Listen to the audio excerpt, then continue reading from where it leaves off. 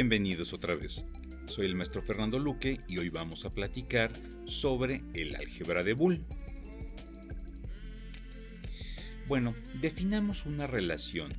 Es una regla que va a asociar los elementos de un conjunto llamado dominio a uno o más elementos de otro conjunto llamado contradominio. Una función es un tipo especial de relación. ¿Cuál es la característica que distingue a la función? Cada elemento del dominio está asociado exactamente con un elemento del contradominio. Por ejemplo, una parábola. Si decimos que y igual a x cuadrada, pues y es función de x, pero x no es función de y. Bien. La lógica booleana es un sistema matemático cuya característica más importante es que solamente hay dos posibles valores. Los podemos llamar falso y verdadero, los podemos llamar 0 y 1, etc. ¿Y por qué la estudiamos? Porque los circuitos digitales de lógica binaria son los más estables, los más confiables y son los preferidos para las computadoras actualmente. Bien, los elementos que tenemos aquí primeramente son las variables booleanas o lógicas y las vamos a representar con letras. Pueden tomar el valor falso o verdadero, como mencionaba. Correcto. Constantes. Las únicas constantes booleanas las voy a representar respectivamente por 0 y 1. Y tenemos cierta cantidad de operadores. Bien, el signo más no es una suma aritmética en este caso, es la función OR inclusiva, también llamada disyunción. El puntito me va a representar la función AND o intersección y muchas veces lo omitimos. A punto B sería equivalente simplemente a escribir las dos variables A seguida de B. Y tenemos otra función muy importante, la negación o complemento. Bien, a veces la representamos con un apóstrofe o a veces con una línea horizontal arriba de la expresión que indica que vamos a negar su valor booleano. Como en muchos otros sistemas matemáticos, existe una precedencia. En este caso, la más alta jerarquía la tiene la negación.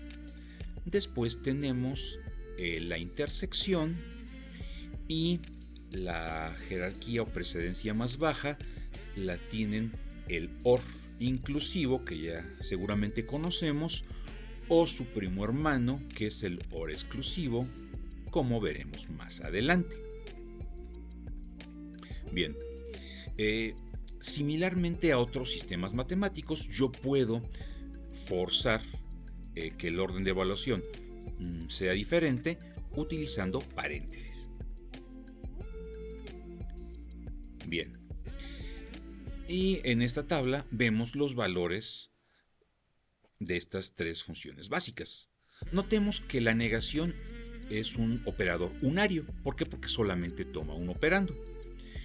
Prácticamente todos los demás operadores que vamos a ver son binarios en el sentido de que toman dos operandos. Bien, y existen muchas maneras de implementar electrónicamente estas funciones. Existieron los bulbos al vacío, hoy en día tenemos semiconductores. Bien, pues para efectos didácticos les voy a presentar esta implementación basada en relevadores. Un uno lógico o verdadero es la existencia de voltaje positivo y un cero lógico va a ser la ausencia de ese voltaje. Correcto.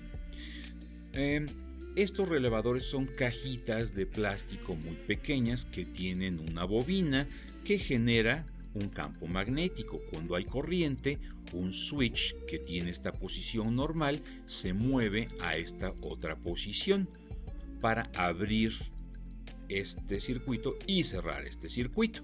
Cuando deja de haber voltaje en la bobina, regresa el switch a su posición original. Por supuesto, esto es muy lento y muy ineficiente, pero nos va a ejemplificar perfectamente estas tres funciones básicas. Bien, este símbolo que tenemos acá representa un diodo que no es más que una válvula. Permite que la corriente fluya en un sentido, pero no regrese. Bien, pues si yo pongo un voltaje positivo, que siempre voy a tener ese voltaje en este conector, y en esta otra patita pongo la variable A, voy a tener que cuando A sea verdadero, voy a tener voltaje en la bobina, es decir, este switch va a pasar a esta posición y voy a dejar de tener voltaje en la salida, la negación de A. Pero cuando A valga 0, es decir, cuando no haya voltaje, no va a haber campo magnético, el switch regresa a su posición original y el voltaje positivo sale por la salida. Finalmente tengo la negación de este voltaje. Y la Tierra solamente me representa el negativo. Bien, analicemos la siguiente función, que es la intersección o AND. En este caso, si yo conecto en esta patita el voltaje A, que puede ser 0 o 1, y en esta el voltaje B, analicemos. Cuando no tenga voltaje aquí, no va a haber campo magnético. El switch estará en esta posición y en esta salida no puede haber ningún voltaje. Bien, ¿o qué pasa cuando en esta entrada no hay voltaje? Ocurre que independientemente de la posición del switch en la salida, yo tampoco tengo voltaje. Y esto es congruente con la tabla que acabamos de ver. Cuando una entrada u otra o ambas son falsas, el resultado del AND o intersección es falso. Y por cierto, es una función conmutativa. Quiere decir esto que puedo intercambiar la A por la B. Finalmente, vamos a analizar cómo podría implementar la unión o disyunción. Aquí ni siquiera necesito este dispositivo electromecánico. Si yo conecto dos diodos nada más para asegurarme que el voltaje no regrese por donde no debe de regresar, en donde junto las patitas de estos dos diodos, yo voy a tener voltaje en la salida cuando haya voltaje en A o en B o en ambas. Y sigue siendo congruente con las tablas de verdad que son universales en todos los lenguajes de programación y en todas las implementaciones booleanas. Continuamos.